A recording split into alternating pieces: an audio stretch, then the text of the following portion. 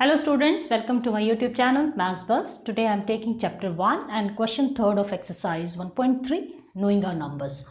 So in this question, we have to find the product using general rule.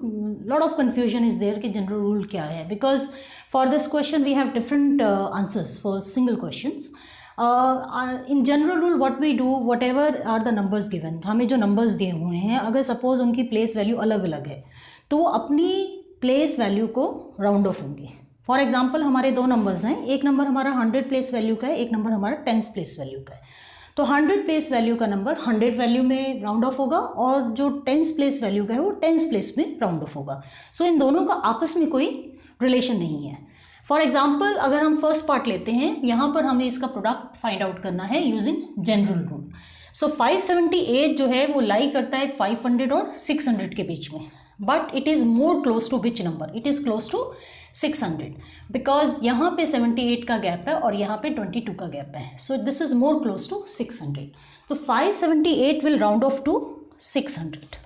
This will round off to 600. Moving to second number 161. So this lies between 100 and 200.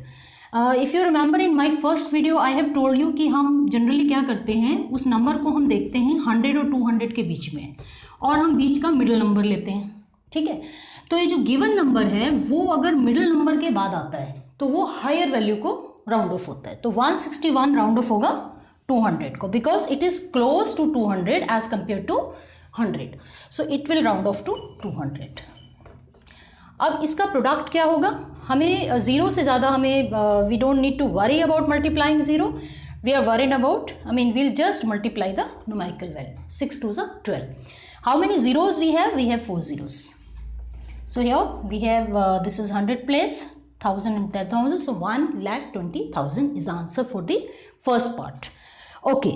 So as far as the first part is concerned, in part 1 we have both the values of the numbers, they are same. दोनों ही हमारी क्या थे, 100 value थी, 100 place में था.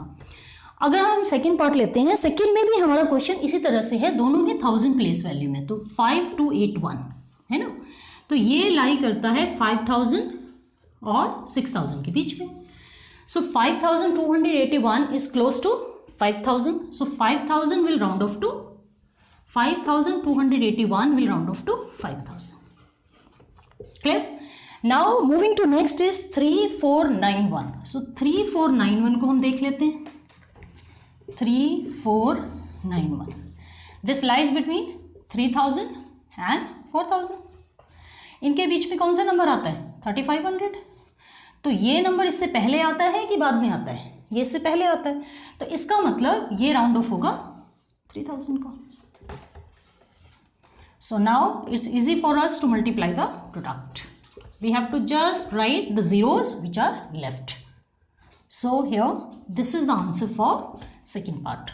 So part A और part B में हमारी जो place value थी दोनों numbers की वो same थी, लेकिन part C और D में this is different. So how will we solve that question? So we'll just see that. Okay. Question जो थर्ड है, इसके जो लास्ट के दो पार्ट्स हैं, ये हमारे इसमें दोनों जो नंबर्स हैं उनकी प्लेस वैल्यू डिफरेंट है. ठीक है, तो जनरल रूल से हम इसको कैसे करेंगे.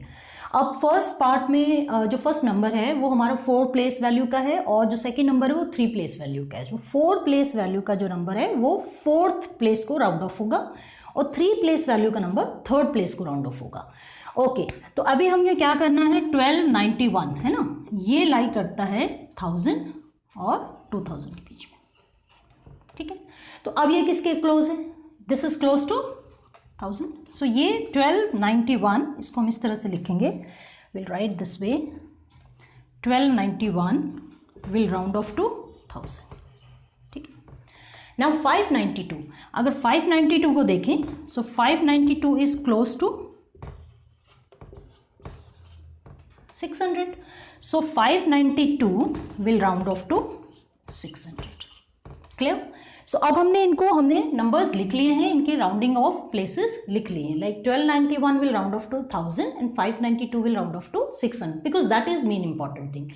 जनरल रूल ये कहता है कि जो नंबर जिस प्लेस वैल्यू है वो उसी को राउंड ऑफ होगा irrespective of the other number, what is the place value of other number.